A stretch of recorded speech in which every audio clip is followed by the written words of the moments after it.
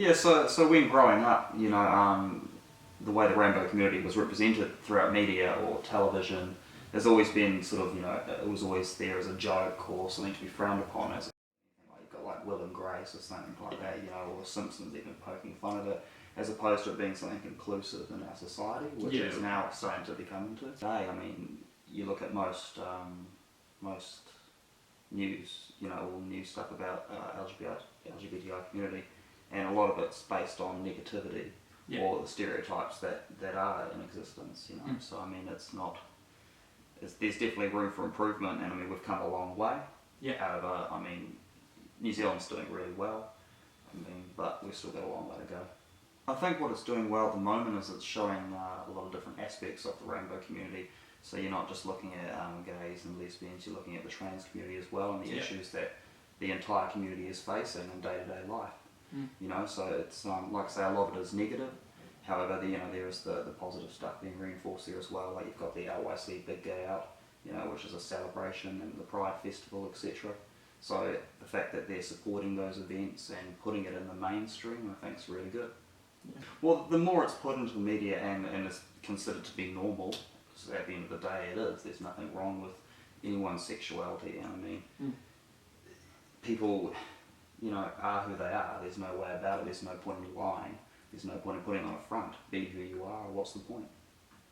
Well, it matters because we're all human beings at the end of the day, and as soon as you exclude a certain niche or a percentage of the population, you have an issue because people feel segregated or not included in society. And at the end of the day, society is a big community and we all need to be included, so that's why I feel it's important.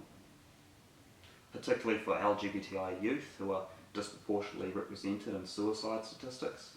I think it's very important, and I mean, we need to show youth growing up that there's nothing wrong with it, it's normal, it does get better, and to carry on as you are. Looking at 70% of them being represented, and we're only, there's varying degrees of percentage, I mean 1 to 10% of population being of the rainbow community, it's a huge outlier there, and there's a huge issue that needs to be resolved.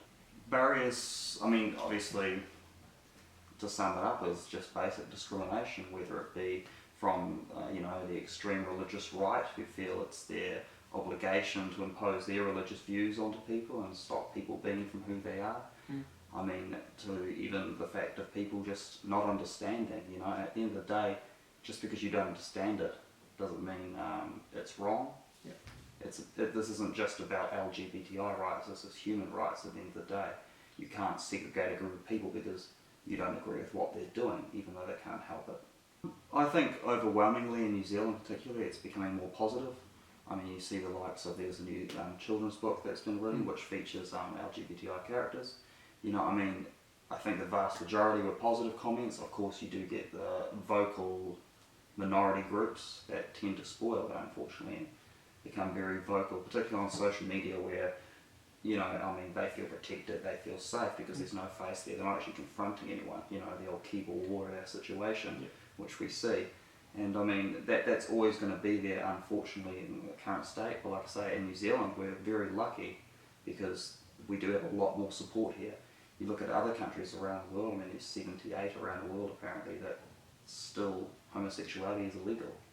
Of 9 of them, it's actually punishable by death. Fun fact there. Representations, positive representations there. So you've got a lot of them as well, and I think that's great. The more we include in society, I think Shortland Street's got LGBTI characters now as well, and it's all about putting it in the mainstream because at the end of the day it is mainstream. Well, I think it's a good thing to feature as many LGBTI characters as possible in these sort of things. I mean, at the end of the day, it's reinforcing that it's completely normal, it's okay. News stories, there's quite a few. I mean, like we say, many people feel the battle's been won when it comes to LGBTI rights in the United States because they have, of course, legalised same-sex marriage, whereas, what our media doesn't show you is the fact that there's certain states in the United States that are actually enforcing anti-discrimination legislation.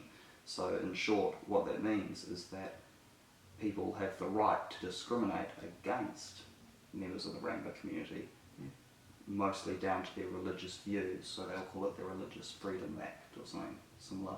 Or in North Carolina you have the HB2, which is an ordinance put in place that effectively stops any pro-LGBTI ordinances before it and stops any further ones coming in place into the future.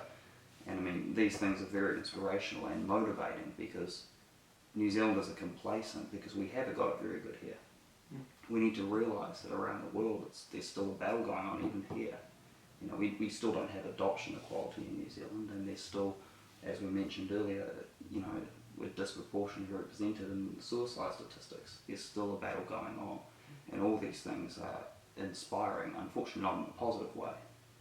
But once again, we shouldn't be complacent. We need, even our closest neighbour, Australia, still hasn't legalised same-sex marriage. And once again, that small vocal minority group seems to have the government wrapped around their finger.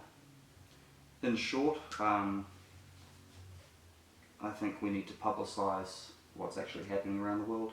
We need to stop focusing on the mediocre, you know, unimportant events that we, you know, Instagram or social media. Social media's been great, having said that, for the LGBTI community because it gives them a voice and you don't need to go through the mainstream to be heard anymore, which is great.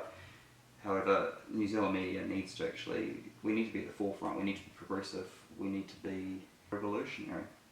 We need to be revolutionary and Pioneering. Yeah, pioneering. That's the real That's one. the way to That's what I was describe thinking. New Zealand needs to be pioneering again like it used to be, like for example with our nuclear free stance or first giving women the right to vote. That's what we need to become again. If we really, I mean, if we want to be seen on the global scale, it's not about changing a flag, it's about being revolutionary, it's about being progressive, flying the flag of freedom and equal rights, equality, and showing the others how it should be done. That's how we do it. Do you guys want beer or something? I can't because I'm driving, but Vegan?